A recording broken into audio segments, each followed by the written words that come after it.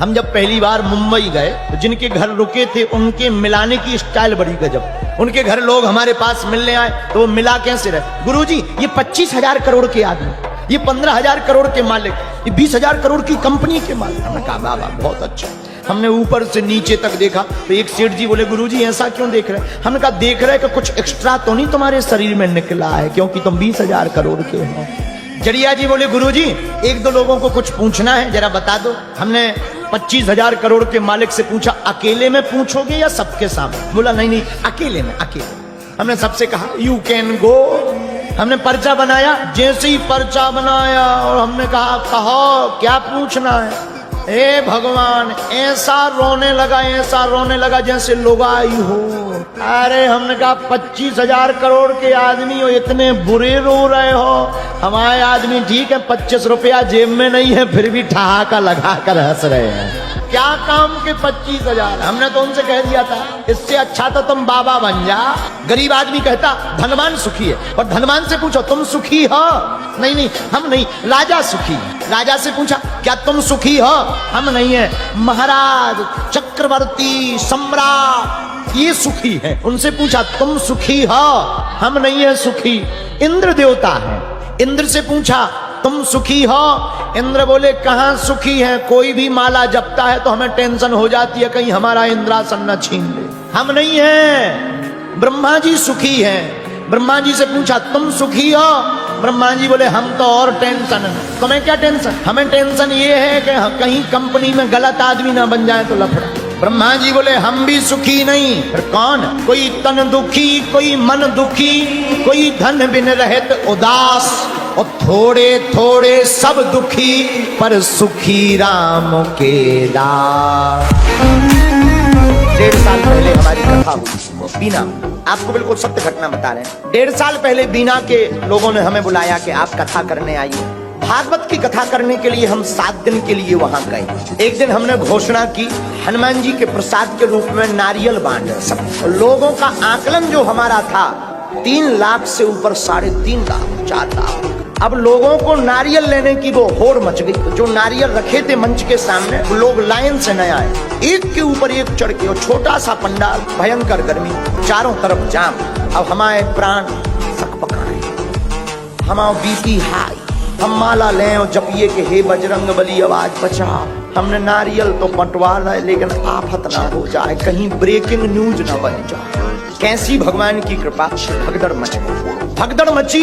भगदड़ में लोग चिपलने लगे, चिल्लाने लगे। हमारे जो सेवादार लगे थे वो दौड़े दौड़े हमारे पास आए। गुरुजी भगदड़ मच गई है। वहां नारियल लूटने लगे, सब चपने लगे। ऑक्सीजन की कमी पड़ने लगी। अब सफोकेशन हो गया पंडाल में तो लोग बेचारे गिरने लगे। बूढ़ी बूढ़ी माताएं, जवान बच्चे, माताएं सब गिरने लगी। पुलिस प्रशासन घबरा गई। लोगों को उठा उठा करके मंच पे लाए, एसी के सामने बैठाए। अब एम्बुलेंस ना चले क्योंकि जाम इतना।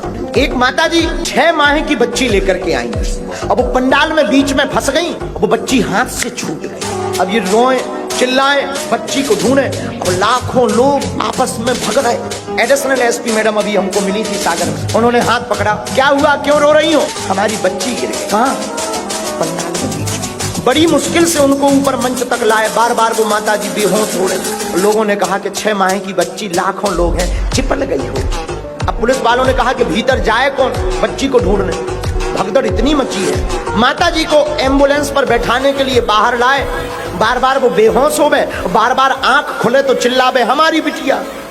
अब माँ तो माँ होती है। तब तक उसी वक्त सफेद रंग के कपड़े पहने हुए, सिर पर टोपी बांधे हुए, बकबके कपड़े पहने हुए एक 80 साल का बुढ़ा हाथ में बच्ची ला करके कहता है कि ये तुम्हारी बच्ची है। उन माता जी ने गले से लगा लिया। और उन दादाजी का आज तक पता नहीं लगा। और भगवान की ऐसी कृपा कि उस कथा में जितने घायल थे 7-8 बजे तक सब स्वस्थ हो गए, सबकी छुट्टी हो गई। और बागेश्वर हनुमान जी की जय जयकार। संतों के चरण, जो भगवान के चरण और संतों के आचरण को पकड़ लेता है उसका कल्याण हो जाता है। हम अभी थे साउथ में, दक्षिण भारत में। तो जहां हम रुके थे वहां उस प्रदेश के बहुत बड़े नेता हमारे पास मिलने आए। बोले उनकी टूटी फूटी हिंदी थी। बोले हमने सुना आप पर्चा बनाता है। ऐसे ही बोले हमने सुना आप पर्चा बनाता है। हमने कहा हमने भी यही सुना कि हम पर्चा बनाता है। हंसे, लेकिन फिर वो बाद में अपनी जेब से निकाल के बोले हम हनुमान जी के बहुत बड़े भक्त हैं और अपनी जेब में हमेशा चित्र रखते हैं। हमने उनसे तो कुछ नहीं कहा, उनसे जो बात करनी थी वो बात की, उनका पर्चा 2-3 डेकाडोन के हमने छोड़े, उन्हें चमत्कार दिखाए। नतमस्तक हो गए, बोले गुरु कहाँ छिपे रहे? हमके चेले हम छिपे नहीं रहे, तो वहीं अब आए ठटरी के बारे। तो बोले ये ठटरी वाले क्या है? हम कहें प्लीज आशीर्वाद, तो बढ़िया आशीर्वाद लेके वो चले गए। लेकिन वो बोले हम जेब में हनुमान जी का चित्र रखते हैं। लेकिन जब वे चले गए तब रात को हम मंथन कर रहे थे, अपनी डायरी पर लिख रहे थे कि जेब में लोग चित्र हनुमान जी का रखते हैं, मोबाइल में चित्र रखते हैं, मंदिर में भी चित्र रखते हैं। हनुमान जी का चित्र जेब में नहीं, हनुमान जी का चरित्र दिल में होना चाहिए। और लोग कहते हैं कि हनुमान जी के में काम क्यों नहीं कर रहा है? ठटरी के बारे। तुम चित्र में हनुमान जी रखें तो हनुमान जी काम कहां करेंगे? अगर हनुमान जी को अपने चरित्र में रखोगे तो हनुमान जी तुम्हारी हर बात सुनेंगे, जैसी बागेश्वर धाम की सुनते हैं। लेकिन हम लोग हनुमान जी को रखते कहां? चित्र। लेकिन हनुमान जी को होना कहां चाहिए? बोलो बोलो, कहां होना चाहिए? चरित्र में। और ओरछा के पागलो, एक काम करो, संतों के पकड़ो तुम आचरण और बालाजी राम राजा सरकार के पकड़ो तुम चरण। दुनिया की कोई भी ताकत तुमको हिला नहीं सकती है। तुम्हें लगता कि हमारे पास है संकट, तो हम तुम्हें एक ही बात देने के लिए आए हैं मेरे पागलों। हमारे पास और तो कुछ नहीं, फक्कड़ बाबा है, हम तो ऐसे ही ढलुआ ढकोल निठल्ला आदमी है, ठलुआ है। लेकिन हमारे पास एक ही चीज है, वो है हनुमान जी की कृपा। और वो हम तुम्हें ये देना इसलिए चाहते हैं कि पागलों कब तक भटकोगे? एक काम करो, इन संतों के आचरण को पकड़कर हनुमान जी राम राजा के चरण को पकड़ लो। और तुम्हारे पास है अगर संकट, तो हमारे बालाजी संकट मोचन है।